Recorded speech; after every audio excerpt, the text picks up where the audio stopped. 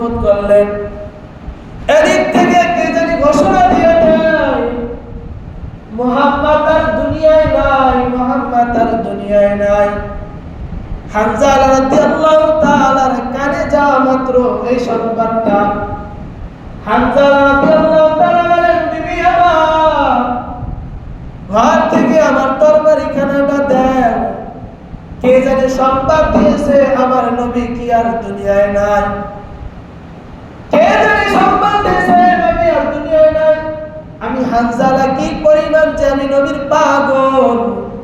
হানজালা রাদিয়াল্লাহু তাআলা বলেন, বিবি আমার তরবারিখানাটা দাও। বিবি ডাকতে বলেন, স্বামী আমার, আপনার তো ফরজ গোসল হয়েছে, গোসলটা করে যান। হানজালা রাদিয়াল্লাহু তাআলা ডাকতে বলেন, বিবি আমার, আমি কার জন্য গোসল করব, কার জন্য গোসল করব?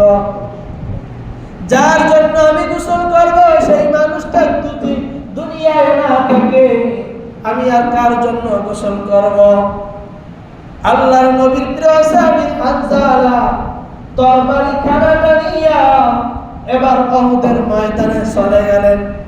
ঘোড়ার পিঠে সওয়ার হইতেছে, যুদ্ধের ময়দানে যুদ্ধ থেমে গেল, কেউ যুদ্ধ করতেছে না।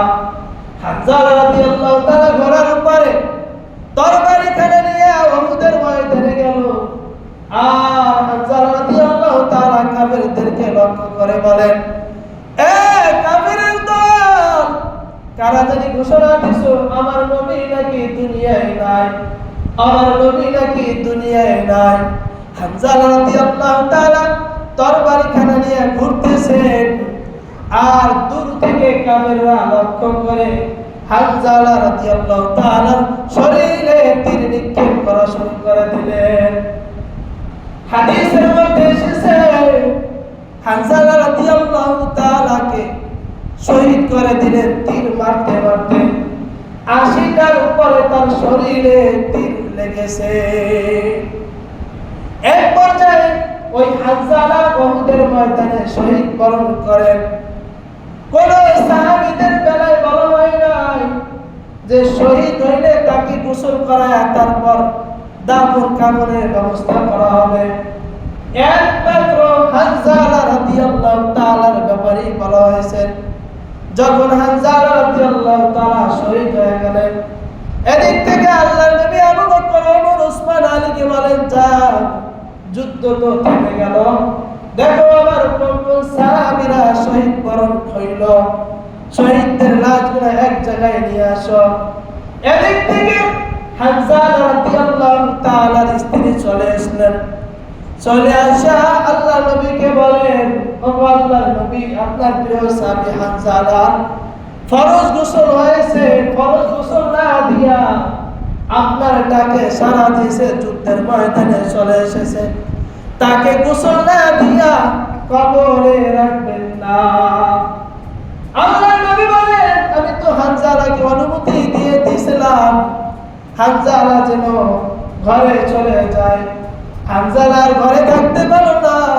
হানজালার দিলের ভিতরে ব্যথা লেগে গেছে, যেই নবী দুনিয়ায় নাই আর আমি পিছন থেকে কি হবে। আল্লাহ তাআলা নবীকে জানায় জিবরাইল আমিনের মাধ্যমে, এ জিবরাইল যাও আমার নবীকে সংবাদ দাও, এই হানজালা শহীদ বরণ হয়েছে। আমি আল্লাহ তাআলা এই হানজালাকে আসমানে নিয়ে ফেরেশতার মাধ্যমে গোসল দিয়া জমিনে পাঠায়া দিলাম। সুবহানাল্লাহ। কোন সাহাবা ব্যাপারে বলে নাই যে আল্লাহ তাআলা ফেরেশতার মাধ্যমে গোসল দিয়া জমিনে পাঠাইছে, শুধু হানজালা রাদিয়াল্লাহু তাআলার ব্যাপারেই বলা হয়েছে। যে হানজালা রাদিয়াল্লাহু তাআলা নবীর জন্য জীবনটা দিয়ে দিয়েছেন, নবীকে ভালোবাসেন। এরা যদি ভালোবাসতে পারে, এরা যদি যুদ্ধ করে নবীকে দেখাইয়া দিতে পারে, আমাদের তো এখন যুদ্ধ নাই, আমাদের তো আর এই কষ্ট নাই। এই জন্য বলেন আল্লাহ নবী যে তোমরা আমার সুন্নাত এবং আমার সাহাবায়ে কেরামদেরকে অনুসরণ করো, অনুকরণ করে চলো, তাহলে তোমরা আমি নবীর মহব্বত করা হলো, আমি নবীর মহব্বত